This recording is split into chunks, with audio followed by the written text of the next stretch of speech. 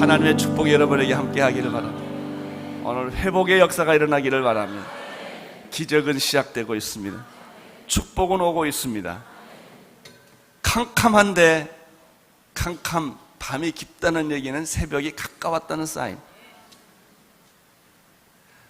고통 중에 축복은 오고 있습니다. 고난 중에 기적은 오고 있어요. 요셉이 이것을 경험합니다. 요셉은 지금 감옥에 있습니다. 요셉은 지금 억울한 누명을 썼습니다. 시련 중에 있습니다. 그런데 축복이 오고 있는 것을 요셉이 경험하기 시작을 합니다. 요셉은 20대 젊은 나이에 불같은 성적인 유혹을 잘 견뎌냅니다. 참 대단한 하나님의 은혜요 축복입니다. 여러분에게도 동일한 그런 은혜가 있게 되기를 축원합니다. 요셉은 주인에 대한 신뢰를 저버리지 않았습니다. 주인은 나를 믿어주는데 요셉은 배신하지 않았습니다. 요셉은 순결한 도덕성을 가지고 있었습니다. 요셉은 하나님 앞에 늘 서 있었습니다. 그렇기 때문에 환경이 고통스럽고 억울하고 이상하게 돌아가도 요셉의 마음을 흔들 수는 없었습니다. 나는 세상이 여러분의 마음을 흔들 수 없게 되기를 축원합니다. 억울한 일이 여러분의 마음을 슬프게 만들지 않게 되기를 바랍니다. 요셉이 정직한 대가, 의리를 지킨 대가, 의로운 대가, 하나님을 신뢰한 대가는 무엇입니까? 수모와 수치와 누명과 감옥이라는 것입니다. 우리는 가끔 그럴 때가 있습니다. 나는 정말 진실하게 했는데 결과가 나빠지는 거예요. 그런데 사실 보면 뭐 그렇게 순수한 것도 없죠. 순수한 척 한 것뿐이죠. 사실 우리 안에 이 고난의 깊이 속에 들어가 보면 내가 예전에 보지 못했던 죄도 보여지고 느끼지 못했던 것도 느껴지고 그런 은혜와 축복을 받지요. 여러분 믿음이 작으면 죄도 작게 보여요. 믿음이 크면 깊은 죄가 보이기 시작을 하죠. 요셉은 이런 수모와 수치와 억울한 누명과 감옥에 들어가는 기막힌 일을 겪으면서 두 가지를 했습니다. 사람을 원망하지 않았습니다. 보디발을 원망했거나 보디발의 아내를 원망하지 않았다는 것입니다. 참 어려운 일입니다. 예수님이 십자가에 못 박혀 죽으면서도 자기를 못 박는 자를 원망하지 않으셨습니다. 오히려 그들을 위하여 기도했던 예수님의 그 모습은 정말 우리에게 감동을 줍니다. 또 요셉이 한 게 있어요. 그것은 하나님을 원망하지 않았다는 거예요. 하나님이 나한테 이럴 수가 있습니까? 내가 그동안 하나님한테 잘한 게 얼마나 많은데 하나님은 나한테 보상을 이렇게밖에 하시지 않습니까? 라고 요셉이 말하지 않았다는 것이죠. 고난을 겪을 때는요, 웬만하면 가만히 계세요. 할 말 있으면 하나님께만 하고, 그 요셉의 이 영적 태도에 대해서 우리는 요셉이 성숙했구나, 성장했구나 하는 것을 여기서 볼 수가 있습니다. 감옥에 들어가게 된 요셉에게는 어떤 일이 일어났습니까? 1절, 2절, 3절을 보십시오. 시작. 그 후에 애굽 왕 술 맡은 자와 떡 굽는 자가 그 주 애굽 왕에게 범죄한다. 바로가 그 두 관원장에게 노하여 그들에게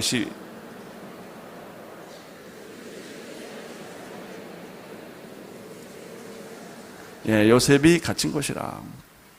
바로 왕에게는 그 식당, 음식을 맡은 책임자들이 있었는데 무슨 일인지 왕의 노염을 사게 되어서 두 관원장이 술을 맡는 관원장과 떡을 맡은 관원장, 이 두 사람이 요셉이 갇힌 곳으로 들어오게 됩니다.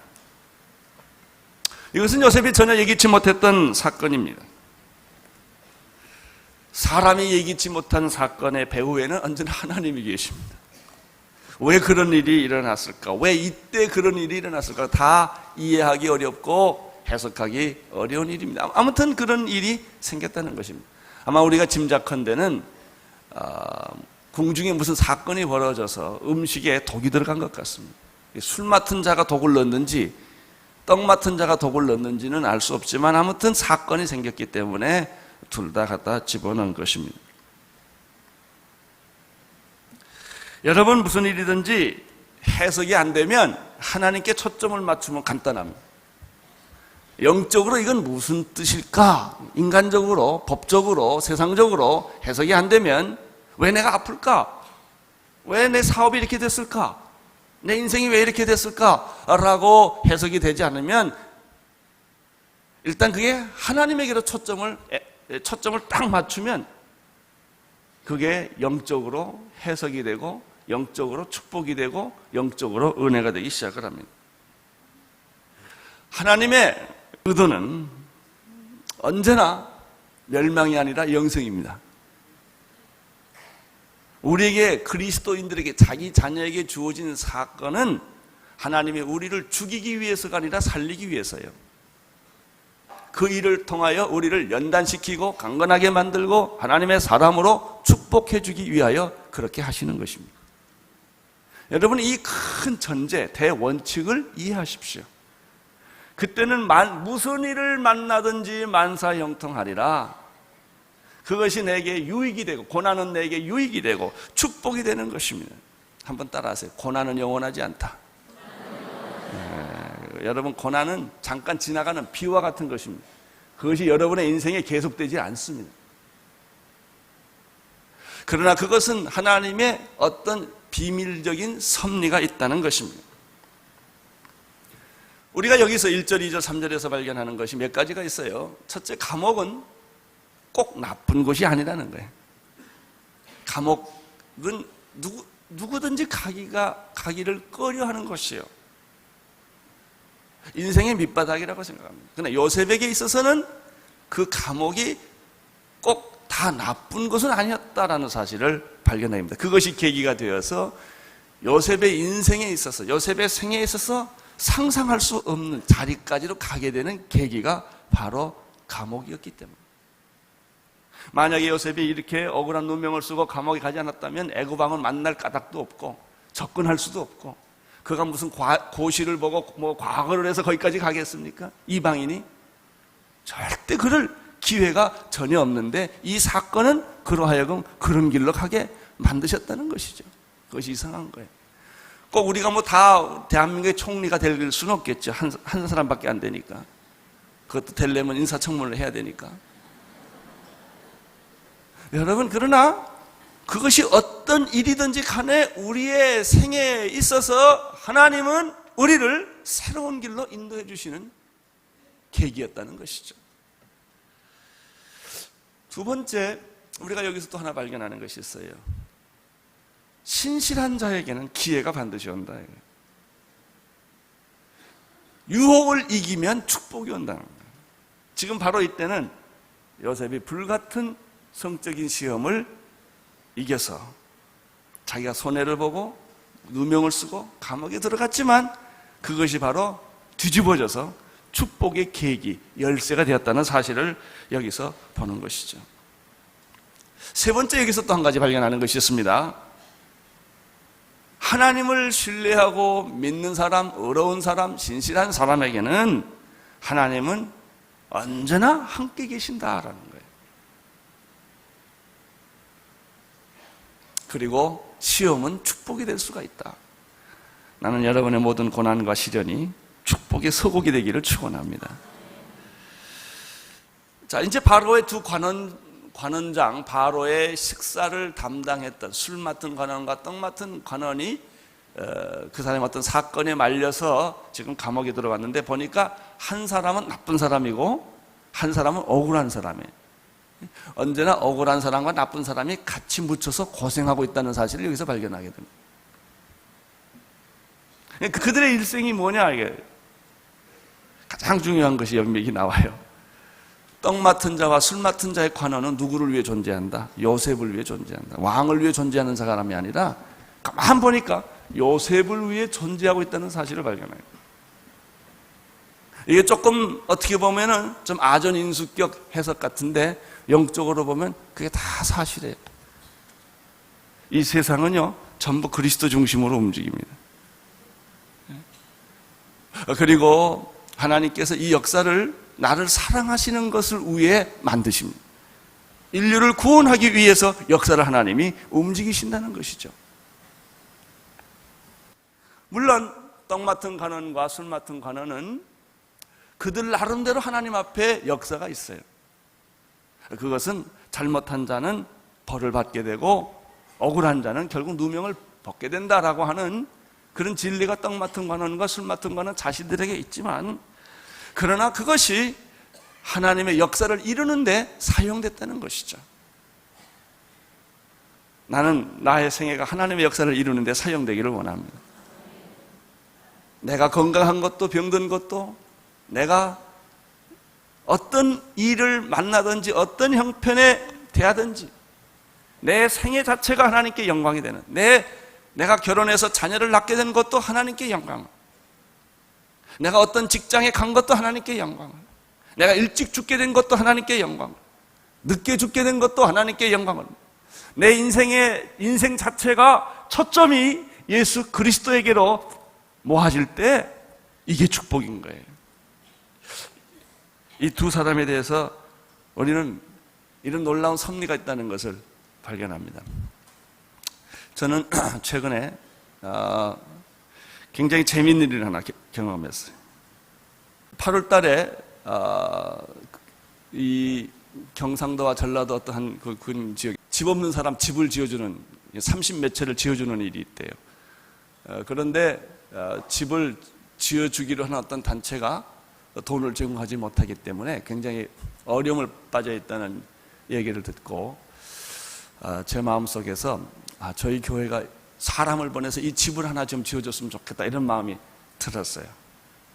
그래서 그걸 책임 맡고 있는 정근모 장관님한테 전화를 해서 우리 교회가 집 한 채 짓는데 3천만 원이에요. 그 재료값만 그 돈을 내서 집 없는 사람 집 지어주는 일에 우리 교회 새로 생긴 요셉 공동체 사람들을 보내서 집을 하나 짓는 일에 같이 참여하겠습니다. 그분들이 저에게 부탁한 게 아니에요. 그래서 우리가 그걸 하려는 마음을 우리 장로님들하고 의논하고 그렇게 결정을 했어요. 이제 그렇게 하기로 했는데 그렇게 결정하니까 기분이 참 좋더라고요. 좋은데 아침에 장로님들 기도 모임에서 그 얘기를 쭉 하다가 우리 교회 그 나눔 장터라고 있습니다. 여기 여러분들 옷가지들을 다 갖다 놓으면 그걸 정리해서 1,000원, 2,000원, 또 카세트 테이프 다 들은 것은 100원에 다 팔잖아요. 그래서 농원체에서 오시는 분들이 한 보따리씩 사고 갑니다. 그렇게 해서 모은 돈이 얼마인 줄 아세요? 3천만 원이에요. 그 1,000원, 2,000원 물건 팔아서 이게 이익을 남긴 그 돈이 한 3천만 원이 좀 넘는데, 지금까지 그게 쓸 데를 몰랐어요. 몰랐다가 그 얘기를 하니까 그 담당 장로님이 벌떡 일어나시더니 그 돈으로 그 집을 집시다 그러더라고요. 그게 3년인가 4년 모은 돈이에요. 하나님이 이런 돈을 이렇게 예비했구나. 우리는 어떻게 해서든지 교회 예산에서 좀 줄여서 그 집을 하나 지으려고 했더니 그 돈을 그렇게 예비했는데 그 1,000원, 2,000원, 500원 이렇게 모은 돈이 3천만 원이 됐고, 그런 돈으로 가난한 자를, 집 없는 자를 집 하나 또 지어준다고 생각하니까 이게 얼마나 마음이 기쁘고 좋은지 몰라요. 제가 그래서 이 3천만 안 쓰고 있는 이유도 여기 있었구나. 또 우리가 어려운 사람 돈 1,000원, 2,000원 모아진 돈이 이렇게 아름답게 씌어지는구나 생각하니까 얼마나 좋은지 몰라요, 마음이. 나는 여러분들의 생애도 그런 일이 많이 일어나기를 바랍니다. 내가 쓰임을 받고, 내 돈이 쓰임을 받고, 내 시간이 시험을 받고, 내 인생이 시험을 받는다면 얼마나 좋겠습니까? 4절 보십시오. 4절 읽어주십시오. 시작. 요셉으로 그들에게 수중하게 하면 그들이 섬겼더라. 그들이 갇힌 지 수일이었다.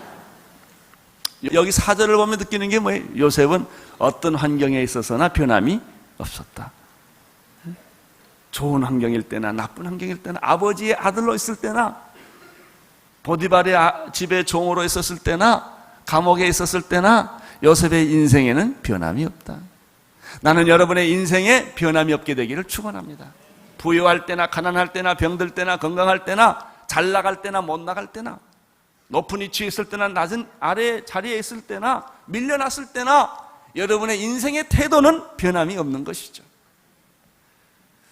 요셉은 너무나 신뢰를 받기 때문에 그들에게 술 맡은 관원, 떡 맡은 관원을 수정들게 했을 뿐만 아니라 요셉 자신이 그들을 섬겼다고 했습니다. 사람을 섬기는 요셉.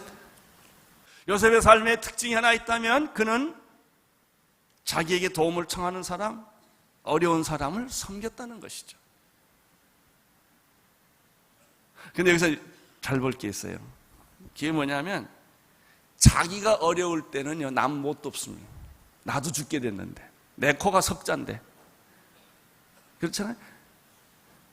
자기가 그래도 돈도 좀 있고 건강하고 자존감도 세워지고 뭐 일이 잘 될 때 남 돕는 게 신나는 거지, 자기도 지금 죽게 됐는데 어떻게 남을 도와요? 자신이 먹을 것 없이 굶는데 굶는 사람 내가 어떻게 도와요? 지금 내가 병들어 죽게 됐는데 어떻게 병든 사람을 도울 수 있어요? 자신이 지금 실직당하고 밀려나가고 그런데 어떻게 내가 남을 위로할 수가 있겠어요? 그렇잖아요. 요셉도 자기가 감옥에 들어가 있는데, 그러나 진짜 섬김이라는 것은 내가 잘났기 때문에, 내가 남을 도와줄 수 있기 때문이 아니라는 것이죠. 내가 영적으로 시험에 들고 교회 시험에 들 때 어떻게 다른 사람 보고 신앙생활 잘하라고 말할 수 있겠어요? 그렇지만 그것과 상관없이 남을 섬기는 것, 다른 사람을 격려하는 것, 다른 사람을 축복하는 것, 이것이 믿음이에요. 우리 교회 장로님 가운데 한 분이 나이가 많으신 분인데 폐암 말기예요. 제가 그 소식을 처음 들었을 때 굉장히 내가 아파서 수술한 것보다 더 큰 쇼크가 오더라고요. 아유, 우리 기도하시는 장로님. 근데 그분이 그러세요. 목사님, 저 항암 치료 안 하렵니다. 항암 치료하면서 고생하는 사람 많이 봤습니다. 나는 지금은 괜찮으니까 새벽기도 안 빠질 거고 내가 하던 봉사 계속 할 겁니다. 그리고 하나님께 갈 겁니다. 이러시더라고요. 지금도 그분은 계속해서 신실하게 일을 해요. 이번에 온누리 동산 만들 때도 그분이 책임을 맡고 계속 일을 하세요. 그리고 그 몸을 끌고 다니세요. 근데 그분이 저한테 마지막에 이런 말을 했어요. 목사님, 나 소원 하나 있습니다. 말씀하세요. 우리 오늘 교회가 암 말기 환자를 위한 호스피스를 하나 했으면 좋겠습니다. 그 병원 집 하나 지어주십시오. 그러면 내가 그 사람들 암 말기 환자를 제가 돕고 싶습니다. 건강한 사람이 그런 게 아니야. 본인 자신이 폐암 말기예요. 그분이 그런 제안을 했을 때 제 눈에 눈물이 나더라고요. 어떻게 이렇게 말씀하실 수가 있을까? 어떻게 이렇게 말씀하실 수가 있을까? 지금 자기도 죽게 됐는데, 지금 자기가 얼마나 더 살지도 모르는데 어떻게 그런 말씀을 하실 수가 있을까? 여러분, 우리는 남을 돕기 위해 태어난 사람들이에요. 내가 돈이 있어서 하는 것도 아니고 건강해서 하는 것도 아니에요. 내가 굶으면서 다른 사람 먹이는 거고요, 내가 죽어가면서 다른 아픈 사람을 도와주는 것입니다. 이게 봉사입니다. 나는 여러분에게 그런 아름다운 봉사의 모습, 헌신의 모습이 있게 되기를 축원합니다. 5절에서 8절의 말씀을 보십시오. 시작. 옥에 갇힌 애굽 왕의 술 맡은 자와 떡 굽는 자 두 사람이 하룻밤에 꿈을 각기 몽조가 다르더라. 아침에 요셉이 들어가 보니 그들에게 큰 신빛이 있는지. 요셉이 그 주인 집에 자기와 함께 갇힌 바로의 관원장에게 묻되 당신들이 오늘 어찌하여 큰 신빛이 있나이까? 그들이 그에게 이르되 우리가 꿈을 꾸었으나 요셉이 그들에게 이르되 해석은 하나님께 있지 아니하니까 청컨대 나에게 고하소서. 여기서 또 한 가지 발견하는 게 뭐예요? 5절 8절 쭉 읽으면서 요셉은 근심하는 자의 얼굴을 보는 눈이 있었다 이거예요. 우리는 수없이 사람을 많이 만나고 수없이 사람을 지쳐가지만 그 사람의 심중에 눈물과 고통과 한을 꿰뚫어 보는 눈을 가진 사람은 많이 없어요. 여러분 부하 가운데 눈물 흘린 자가 있는 거 아십니까? 여러분의 상사 가운데 오늘 자살하고 싶은 그런 심정을 가진 그런 분이 있다는 사실을 아십니까? 이걸 보는 눈이 필요한 거예요. 이게 영적인 눈이에요. 요셉은 그 술 맡은 간원과 떡 맡은 간원이 깊이 고민한다고 하는 사실을 그는 꿰뚫어 보고, 그리고 찾아가서 내가 당신을 어떻게 도우면 될까라고 얘기했다는 것입니다. 이것이 봉사입니다. 오늘 나는 새벽 기도 예배 끝나고 여러분들이 이런 통찰력을 가지고 따뜻한 사랑의 말을, 위로의 말을, 격려의 말을 할 수 있는 그런 축복된 사람이 되기를 바랍니다. 로마서 15장 1절에 보면은 우리 강한 자가 마땅히 연약한 자의 약점을 담당하고 자기를 기쁘게 하지 말라고 말했습니다. 에베소서 4장 32절에는 서로 인자하게 하며 불쌍히 여기며 서로 용서하기를 하나님이 그리스도 안에서 너희를 용서함 같이 하라라는 말씀이 있습니다. 히브리서 13장 3절에 보면 자기도 함께 갇힌 것 같이 갇힌 자를 생각하고 자기도 몸을 가졌으니 학대받는 자들을 생각하라, 이런 말씀이 있습니다. 8절을 보십시오. 그 안에 8절을 다시 한번 보겠습니다. 시작.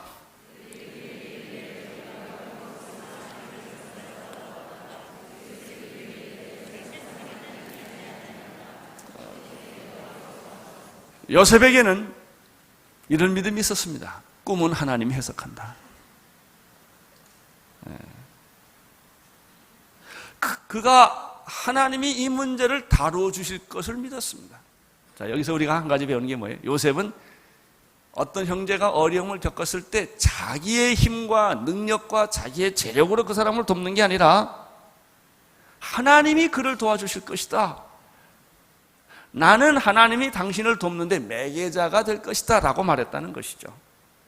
내가 도우면 위험합니다. 굉장히 교만해지기도 하고 시험 들기도 하면, 내가 도우면, 내가 다른 사람을 도우면 내가 돕는 주체가 되기 때문에 굉장히 큰 시험을 받습니다. 그러나 하나님이 도우면 모든 게 은혜가 됩니다. 이건 하나님이 하셨다. 하나님이 당신을 도울 것이다. 하나님이 당신의 꿈을 해석해 줄 것이다. 이렇게 요셉이 제안을 합니다. 9절부터 11절까지 읽으십시오. 시작. 내가 꿈에 보니 내 앞에 포도나무가 있는데 그 나무에 세 가지가 있고 싹이 나서 꽃이 피고 포도송이가 익었고 내 손에 바로의 잔이 있기로 내가 포도를 따서 그 즙을 바로 잔에 짜서 그 잔을 바로의 손에 드렸더라. 술 맡은 자의 관원이 자기가 해석되지 않는 그런 이야기를 합니다. 이 하나님의 사건은 언제나 미래적입니다. 미래에 있을 일들이 이야기되는 거고요. 인간적인 방법으로 해석이 되지 않는 것이죠. 하나님의 사건은 세월이 지나가도 잊혀지지 않는 거예요. 우리가 다 잊을 수 있는 것은 다 사람의 사건이에요. 그러나 그 중에서도 계속해서 잊혀지지 않는 사건은 그것은 하나님이 함께 계시기 때문에 그런 것입니다.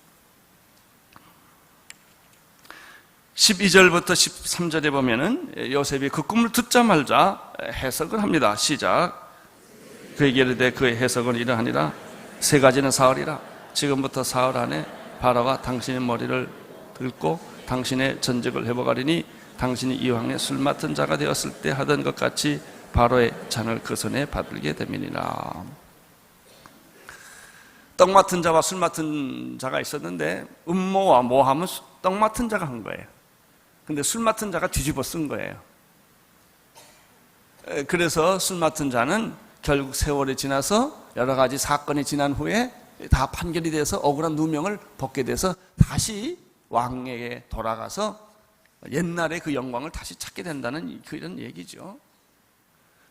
요셉은 꿈 얘기를 듣자마자 시간을 끌지를 않아요. 고민하지 않아요. 그냥 즉각 나와요. 이건 이런 겁니다. 척 해버리는 거예요.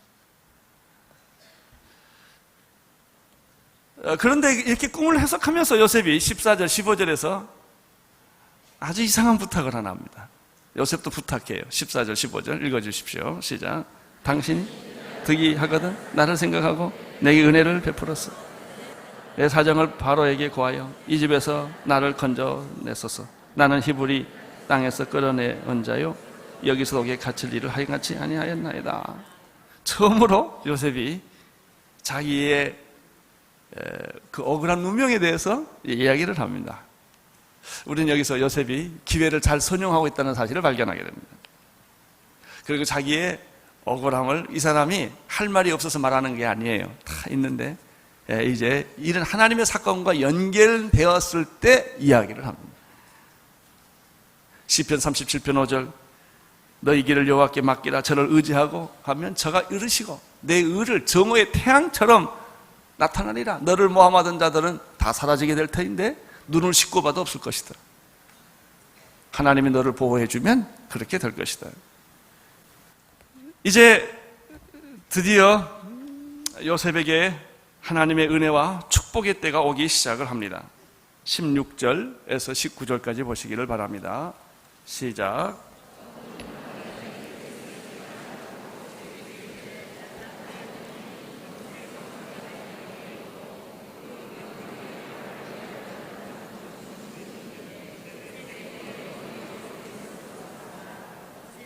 요셉이 대답하여 가로되 그 해석은 이러하니 세광진 사흘이라.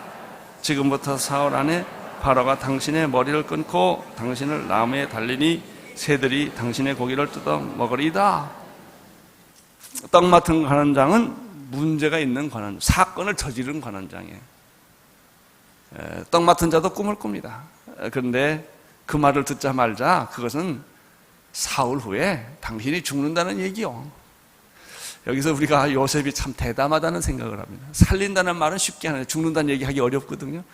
그러나 서슴없이 합니다. 이게 하나님의 꿈의 해석이에요.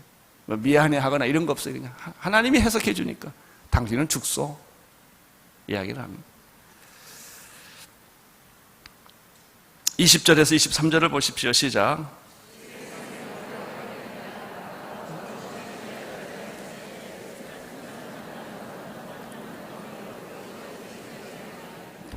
바로의 술 맡은 관원장이 전직을 회복하며 그가 잔을 바로의 손에 받아들였고 떡 굽는 관원장은 매달리니 요셉이 그들에게 해석은 정확하게 3일 후에 떡 맡은 관자는 목을 매달리게 하게 되었고 사형을 당했고 술 맡은 관자는 복직을 합니다.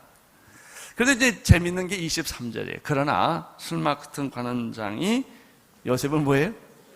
기억지 아니에요. 그게 인간이에요. 그게 사람이에요. 다 지나가면 끝나는 거예요. 그런데 놀라지 괜찮아요. 사람은 잊어버려도 누구는 잊지 않는다. 하나님은 잊지 않는다. 그래서 결국은 다른 사건을 하나님이 만들어서 이 술 맡은 관으로 하여금 요셉을 다시 기억하도록 도와주었어. 그리고 요셉을 다시 복직을 시키는, 회복시키는. 아니 회복 정도가 아니죠. 요셉은 뭐 회복하면 아버지 품으로 돌아가는 것인데 그것과 비교할 수 없는 상상할 수 없는 축복으로 요셉에게 하나님이 은혜를 베풀어 주시는 것이죠. 사랑하는 성도 여러분, 사람은 잊을지라도 하나님은 잊지 아니하신다. 사람은 포기해도 하나님은 포기하지 아니하신다. 여러분, 하나님의 때가 있습니다. 하나님의 때, 하나님의 방법, 하나님의 목표, 그것은 당신을 사랑하는 것이요, 당신을 회복하는 것이요, 멸망치 않고 영생을 얻게 하려 하심이라. 이런 큰 메시지, 큰 축복의 물줄기가 여기에 있는 것입니다. 시련을 겪고 모함을 당하고 말 못할 사정을 가지고 있는 사랑하는 성도들이요, 이 문제를 가지고 여러분이 해결 못합니다. 하나님께 가져가십시오. 하나님께서 가장 선한 방법으로, 가장 의로운 방법으로 해결해 주실 것입니다. 결과가 내가 기대하는 것이 아닐지 모릅니다. 그러나 두려워하지 마십시오. 당신을 하나님이 높이 들어 쓰실 것입니다. 당신을 하나님께서 축복의 사람으로 만들어 주실 것입니다. 오늘 전체 메시지에서 나와 여러분이 얻게 될 적용, 하나의 결론을 갖고 싶습니다. 그것은 요셉이 자기보다 더 어려운 사람을 돌보았다 하는 이 아름다운 모습입니다. 병들었다고 걱정하지 말고 병든 자를 더 돌보시고요, 돈 없다고 슬퍼하지 말고 나보다 돈 더 없는 사람을 도와주고 그를 축복해 보십시오. 요셉 같은 은혜와 축복이 여러분에게 임할 줄로 믿습니다. 기도하시겠습니다. 이 시간에 우리가 통성으로 한 번 더 기도하며 나가기를 원합니다. 마음속에 근심 있는 사람 예수께 아뢰십시오. 마음속에 은밀한 죄를 지은 사람 예수께 아뢰십시오. 죽음이 두려운 사람 예수께 아뢰십시오. 여러분, 내가 어려운 가운데 남을 돌보십시다. 지금 현재 여러분에게 도움을 요청하는 사람, 너무 귀찮고 힘들어서 떼버리려고 하는 사람, 오늘 다시 가서 그들을 도와주시고 격려해 주십시오. 따뜻한 미소, 냉수 한 그릇을 주십시오. 그들에게 여러분 예수님의 마음으로 그들을 섬기십시오. 부모님을 섬기십시오. 남편을 섬기십시오. 여러분 아내를 학대하지 마십시오. 자녀들에게 용기와 격려와 위로를 해 주십시오. 그런 가운데 하나님은 우리에게 기적을 만들어 주실 것입니다.